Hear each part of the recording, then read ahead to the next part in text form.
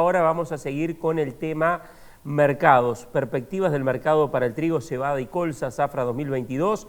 Vamos a recibir en este momento a la ingeniera agrónoma Catalina Raba del Ministerio de Ganadería, Agricultura y Pesca de la oficina de OPIPA.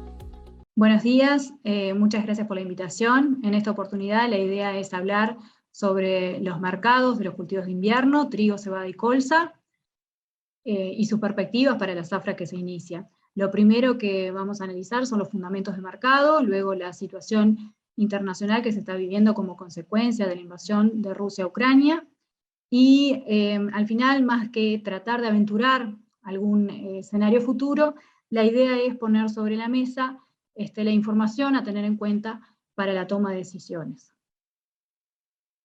Cuando uno mira hoy los mercados de commodity, la única certeza que tiene es la volatilidad. Todos los productos del agro, los granos, los aceites, los insumos, están teniendo récords de precio por alta preocupación sobre el abastecimiento a nivel mundial. Estamos ante una situación impensada, con alta volatilidad, con alta incertidumbre, donde hay alta preocupación de los distintos países por la seguridad alimentaria. Por eso la propuesta es comenzar viendo lo que son los fundamentos de mercado. En este sentido, el último informe del USDA, si bien fue tranquilizador, tiene un texto, un recuadro al inicio, donde aclara que por el conflicto bélico presente en el Mar Negro, hay una incertidumbre elevada. De todas formas, el USDA redujo la oferta exportable de Rusia y Ucrania en 7 millones de toneladas, la oferta de trigo. Comenzando por el trigo, ¿quiénes son los principales países productores? Bueno, tenemos a China con 137 millones de toneladas, India 110 millones de toneladas, luego vienen los países que son productores y exportadores como Rusia, Unión Europea, Canadá, Estados Unidos y Australia. El USDA proyecta una producción mundial de trigo de 778 millones de toneladas, y ahora vamos a ver qué es una producción récord. ¿Cómo ha sido el cambio respecto al año anterior de estos países productores? Bueno, hay una reducción en la oferta, en la producción del trigo de Rusia, de Estados Unidos y de Canadá por problemas climáticos, y hay un incremento en la producción de Australia e India. ¿Cómo está el balance de oferta y demanda de trigo? Bueno, está ajustado. La producción mundial, como dijimos, es récord en 778 millones de toneladas, y el consumo total, si bien cae respecto al mes anterior, también es récord en 787 millones de toneladas. ¿Quiénes son los que participan del comercio mundial de trigo? ¿Quiénes son los principales exportadores? Tenemos a Estados Unidos, Australia, la Unión Europea, Rusia y Ucrania, e India. El USDA proyecta o pronostica una mayor oferta exportable de Australia y de India, y como dijimos, reduce la oferta exportable de Ucrania y Rusia, que juntos tienen más del 26% del mercado de trigo. ¿Quiénes son los principales países importadores de trigo? En las principales regiones son el norte de África, Medio Oriente y el sureste de Asia. El conflicto de Rusia-Ucrania ha causado preocupaciones sobre el suministro de trigo y la seguridad alimentaria para muchos de estos importadores que dependen de los suministros del Mar Negro, ¿no? Con este balance de oferta y demanda ajustado, lo que tenemos es una caída en las existencias finales por segundo año consecutivo a 281 millones de toneladas, y una relación de existencia a consumo inferior a 36%. Respecto a la cebada, ¿quiénes son los que participan en el comercio? ¿Quiénes son los principales exportadores? Australia, Canadá, la Unión Europea, Rusia y Ucrania, que juntos tienen el 30% del mercado exportador de cebada, y Argentina. El USDA pronostica un incremento en las exportaciones o en la oferta exportable de Australia y algo de Canadá. ¿Quiénes son los principales importadores? Bueno, China, y es el principal importador de cebada junto a Arabia Saudita. ¿Cómo está el balance de oferta y demanda de cebada? Tenemos una producción a la baja, que se estima en 146 millones de toneladas, una caída también en el consumo total, que se estima en 152 millones de toneladas, y los stocks finales en 22 millones de toneladas. La relación existencia-consumo cae 15%, el menor registro en los últimos 10 años. Por lo tanto, también es un balance sumamente ajustado. Respecto a la colza, tenemos que la producción mundial cae de 73 a 71 millones de toneladas, y el consumo mundial también cae y se estima en 72 millones de toneladas.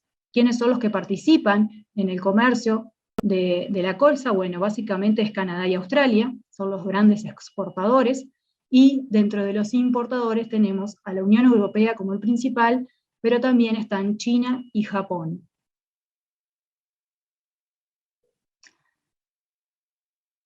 También tenemos un balance de oferta y demanda ajustado, y por lo tanto las existencias caen a 4,5 millones de toneladas, el menor registro en la serie de 10 años, y al igual que la relación existencias-consumo, caen a 6%, el menor registro en los últimos 10 años.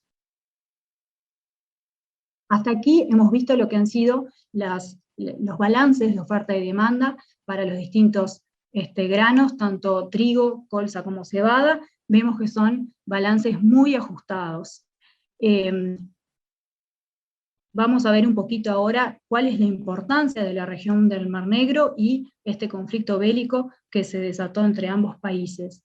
¿Por qué es tan importante y afecta tanto el mercado de los granos? Y bueno, porque tanto Rusia como Ucrania producen o participan del 50% de la producción, por ejemplo, de girasol, son importantes productores de cebada, de trigo, y tienen un menor peso, menor participación en la producción mundial de canola. Pero cuando uno mira sus exportaciones, ¿qué es lo que ellos exportan? En primer lugar se encuentran los cereales, en segundo lugar los aceites vegetales. Aquí también tenemos cómo es la participación de Rusia y de Ucrania en el comercio mundial. Vemos que entre ambos exportan casi 50 millones de toneladas de trigo y participan en el comercio mundial del 28% del comercio mundial. En el caso de la cebada, participan en el 30% del comercio mundial. Quería destacar que Rusia no solo exporta granos y es fuerte en la exportación de granos, sino que también en otras materias primas, y hay varios países, como se ve acá en el mapa, que dependen altamente de la exportación de estos productos. Por ejemplo, China tiene como el 35% del petróleo que exporta Rusia va a China, Europa con el gas, los fertilizantes en Brasil, el trigo a Egipto. Son países que dependen de las exportaciones de Rusia. Acá tenemos lo que es el mapa de Ucrania, donde Ucrania es un gran productor y exportador de granos y tiene toda una logística, tanto carretera, ferroviaria y portuaria, para levantar sus cosechas. Lo que vemos aquí, todos estos puntos azules, son los acopios que hay, la red de acopios que tiene Ucrania para sus cosechas. En amarillo, no sé si se ve, están los puertos. ¿Hacia dónde van las exportaciones de trigo de Rusia? Bueno, principalmente Egipto y Turquía. En las exportaciones de Ucrania están más dispersas, siendo Egipto e Indonesia los principales destinos. ¿Cuál es por qué de la importancia? Hay muchos países que dependen son importadores netos y dependen de los suministros de Rusia y de Ucrania en el caso del trigo. Tenemos varios países en donde el 100% de sus importaciones de trigo son de Rusia y Ucrania.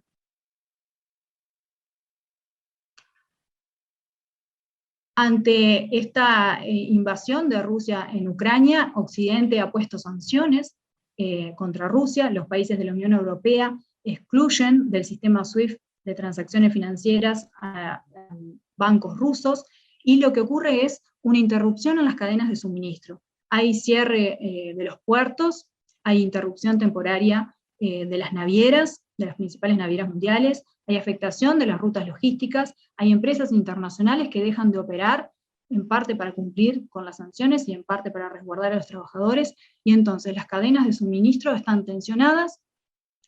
Venían de 2 años de pandemia, de 2 años por la pandemia del COVID, ya afectadas, y nuevamente hay una interrupción en las cadenas de suministro. ¿Cuáles han sido las reacciones ante esta crisis de oferta? Bueno, hay altos precios mundiales, hay interrupción en las cadenas de suministro y hay crisis de oferta. Y entonces esto ha aumentado la conciencia de los países sobre la seguridad alimentaria. Por lo tanto, hay países que están limitando sus exportaciones o resguardando sus cereales y sus alimentos. Hay una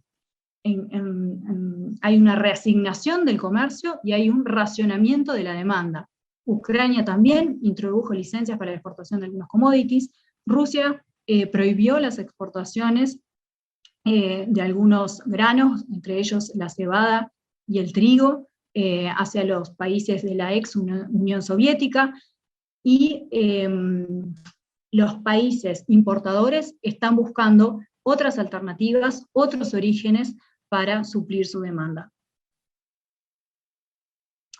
¿Qué cosas hay que tener en cuenta y qué cosas están pasando a nivel internacional?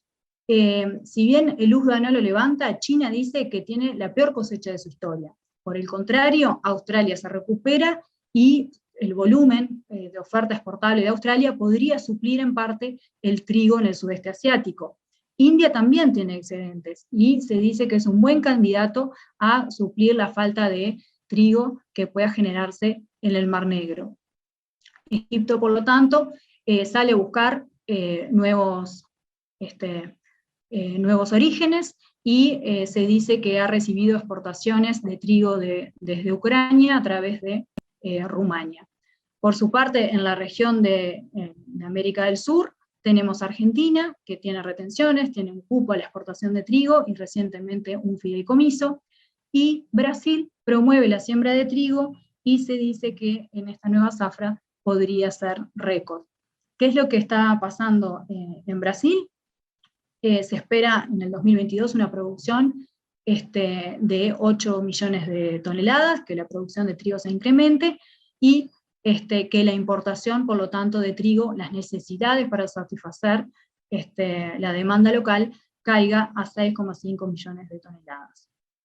¿Qué es lo que está pasando en Egipto? ¿Qué ha hecho Egipto? Bueno, Egipto está buscando otros orígenes, como dijimos, hay delegaciones que han ido a visitar India, está hablando con los países de la Unión Europea. Como vemos, el principal origen del trigo en Egipto era Rusia. ¿Qué pasa con la India y por qué puede ser el gran ganador de todo esto? India tiene su 6ª cosecha abultada de trigo consecutiva. Por lo tanto, tiene existencias finales al alza, también abultadas, y se espera que las exportaciones alcancen los 10 millones de toneladas, y por lo tanto pueda suplir en parte esta demanda insatisfecha por la región del Mar Negro. ¿Qué ha pasado con los precios? Estas dos cosas, tanto los fundamentos del mercado como la guerra, ha impactado en los precios. Como vemos, el índice de precios del IGC, en el cual para trigo promedia los 10 principales orígenes, y en cebada promedia los 4 principales orígenes de la cebada, están al alza en 2022. Aquí vemos lo que ha sido el índice en el año 2020, el índice en el año 2021 un escalón por encima, y el índice en el año 2022, se ve claramente acá el efecto de la guerra, pero está por un escalón por encima del año anterior. Como vemos, el índice de trigo se encuentra en 356, esto es un 17% por encima de un mes atrás, y un 66% por encima del índice un año atrás. En el caso de la cebada, ocurre lo mismo, el índice se encuentra hoy en 405, pues un 30% más que un mes anterior, aquí está el salto, y un 67% por encima de lo que estaba el índice un año atrás. Rápidamente vemos cómo están los precios futuros en Chicago para estos commodities.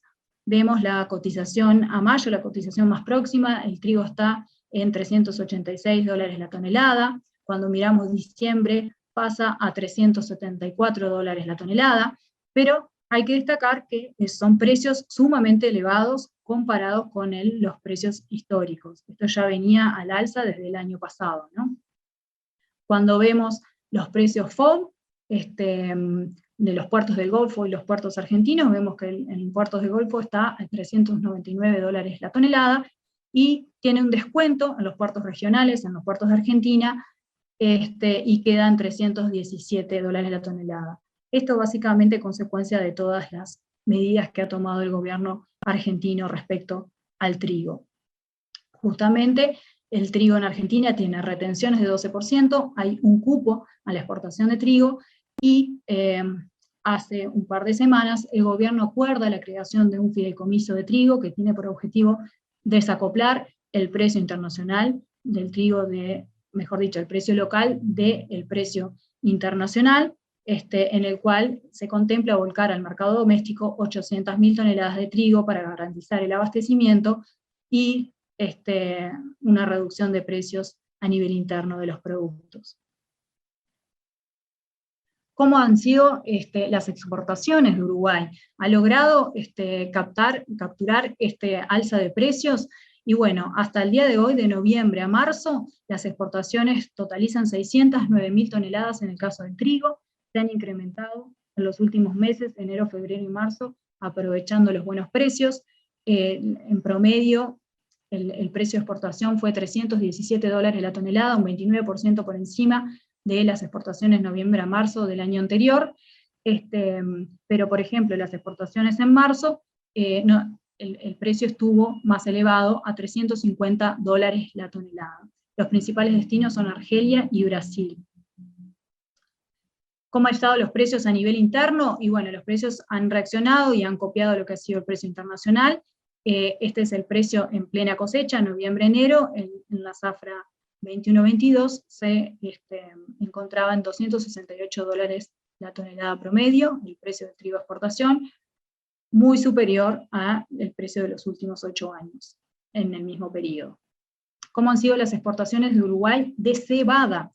Al día de hoy, de noviembre a marzo, hay una exportación de 232.000 toneladas, con un precio de $286 la tonelada, y el principal destino ha sido China, dentro de los principales destinos. Hay también exportaciones a Suiza, a Brasil, a Túnez, pero me interesa resaltar China. ¿Por qué? Porque cómo se abre el mercado de China a la cebada de esta región, a la cebada argentina, a la cebada de Uruguay.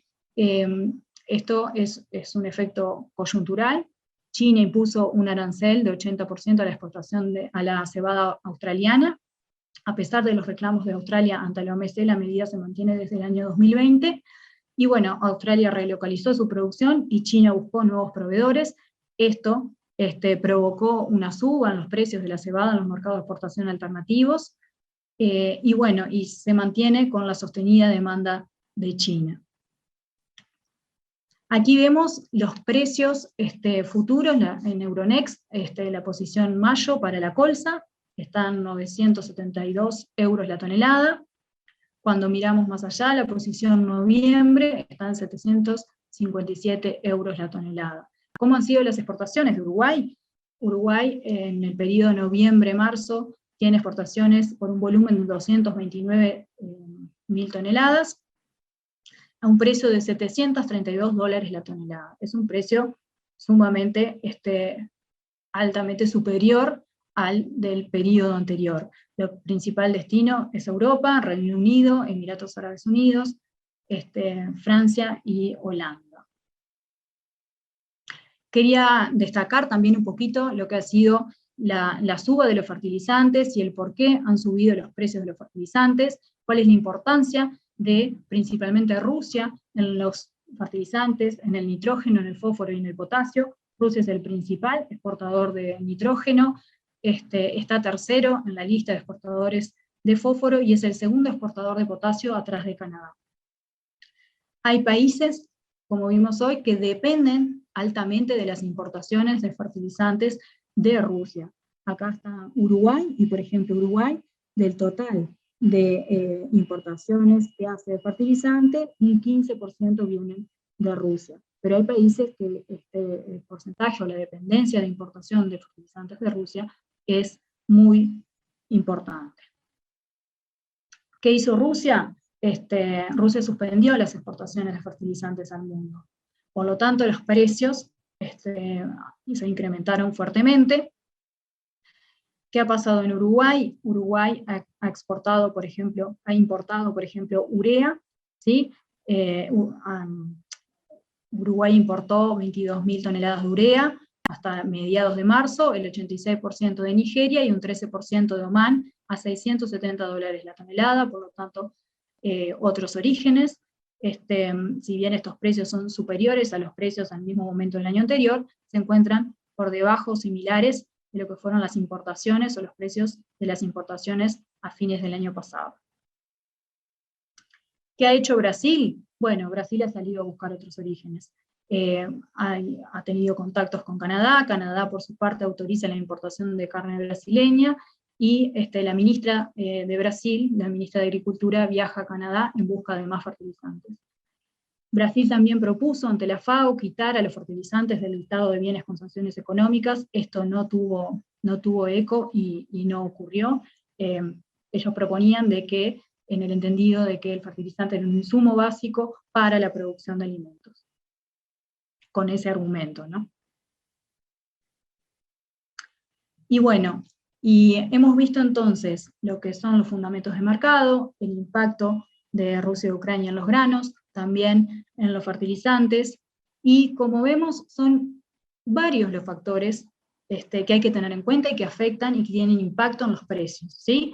En este caso, por ejemplo, en el trigo tenemos factores que impulsan a la baja el precio, como dijimos, producción mundial récord, estado de los cultivos favorable, menores importaciones de Brasil. Esto impacta a la baja en el precio del trigo.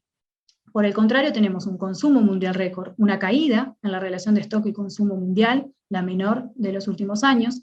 Tenemos incertidumbre respecto a Ucrania y Rusia, si podrán levantar sus cosechas, si podrán sembrar el trigo de primavera, por ejemplo, y también hay incertidumbre acerca de las cuotas de exportación por parte de Rusia, los cierres de las exportaciones de algunos países que impactan en el precio al alza. Pero esto no es todo.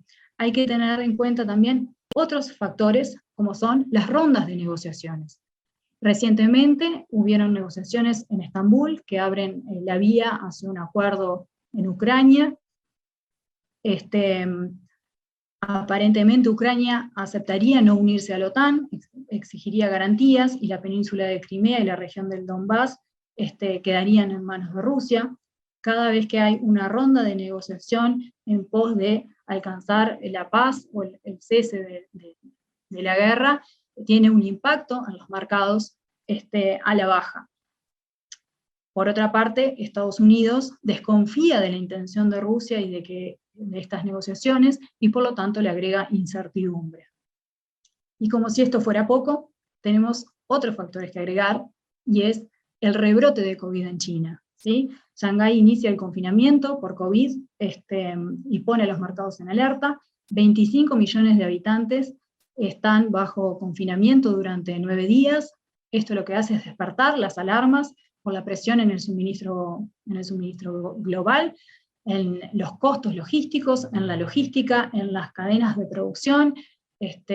Hay muchas fábricas cerradas y bueno, las bolsas reaccionan y los precios caen por temor a que cualquier restricción adicional pueda afectar la demanda de China y bueno, y por la incertidumbre del impacto que esto va a tener a la economía mundial. Así que son varios factores a tener en cuenta.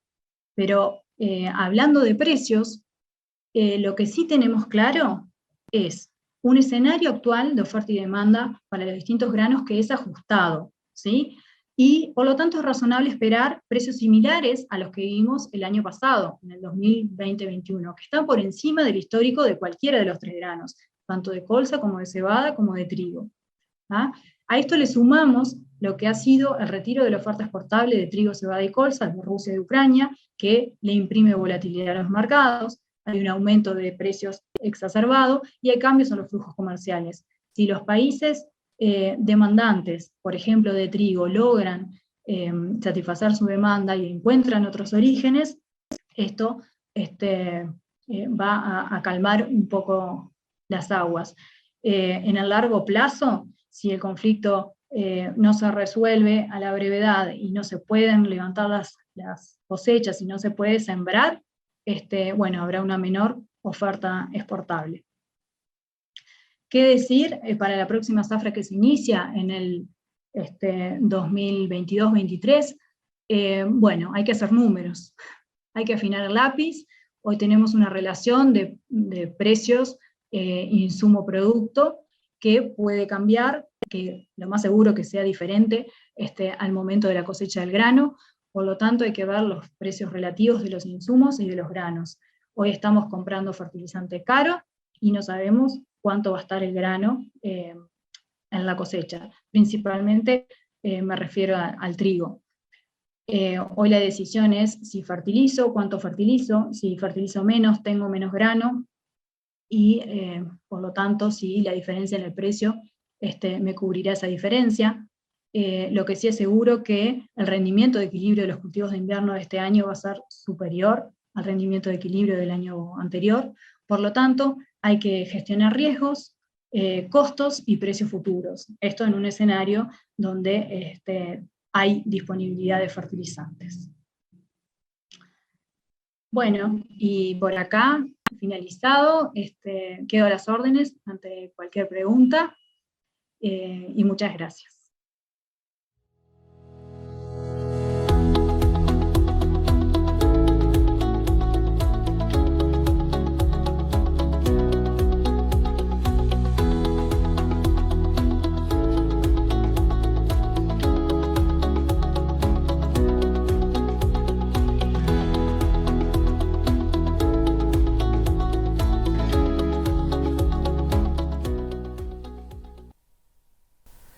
Ya vamos a estar con las preguntas para los expositores. Recién teníamos la participación de OPIPA a propósito de las perspectivas para el mercado del trigo, de la cebada, de la colza, mirando la zafra 2022. Estábamos con la conferencia de la ingeniera agrónoma Catalina Raba.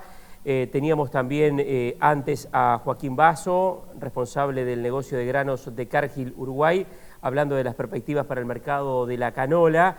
Y antes estuvo el director general de los servicios ganaderos del Ministerio de Ganadería, Agricultura y Pesca, Leonardo Olivera, hablando de la vigilancia de residuos en cultivos de colza. Ya los vamos a recibir a los tres conferencistas que recién les mencionaba para las preguntas.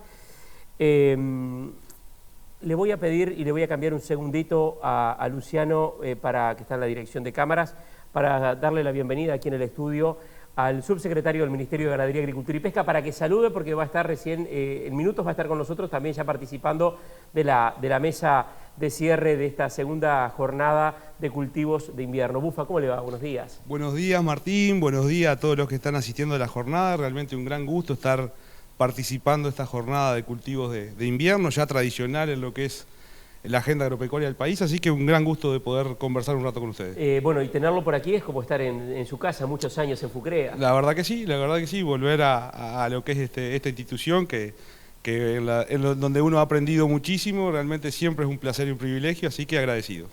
Vamos a compartir en un ratito la mesa. Vamos a ir a las preguntas. Bueno, voy a arrancar con una pregunta para Catalina, que recién estuvo hablando sobre el tema trigo, cebada, colza, las perspectivas para 2022. Catalina, con estos precios tan atractivos en el mercado internacional, ¿cuál es el riesgo de que se exporte tanto trigo que la industria interna quede desabastecida? ¿Cómo lo ven a esto desde el Ministerio de Ganadería?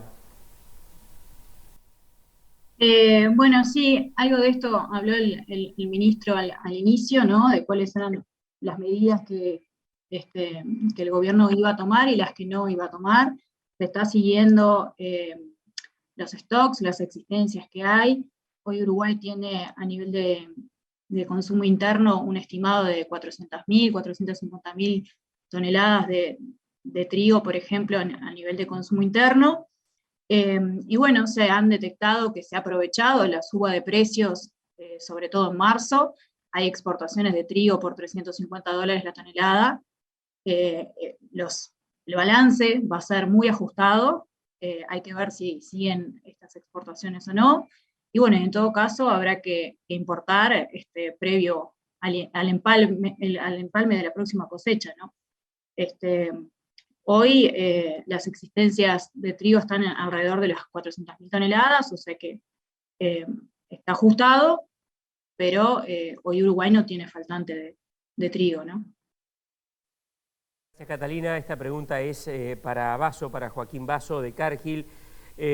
Joaquín, ¿hay mercados diferenciales o nicho para cierta cantidad y calidad del aceite en lo que es el tema en el grano de canola?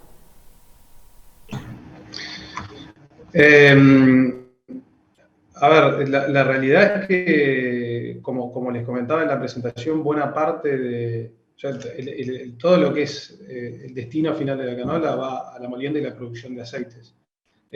Básicamente la producción de aceites en la Unión Europea, que es el mercado que más paga por el producto, de nuevo, estamos hablando de que tiene dos destinos, uno para consumo humano y el otro para la producción de biocombustibles.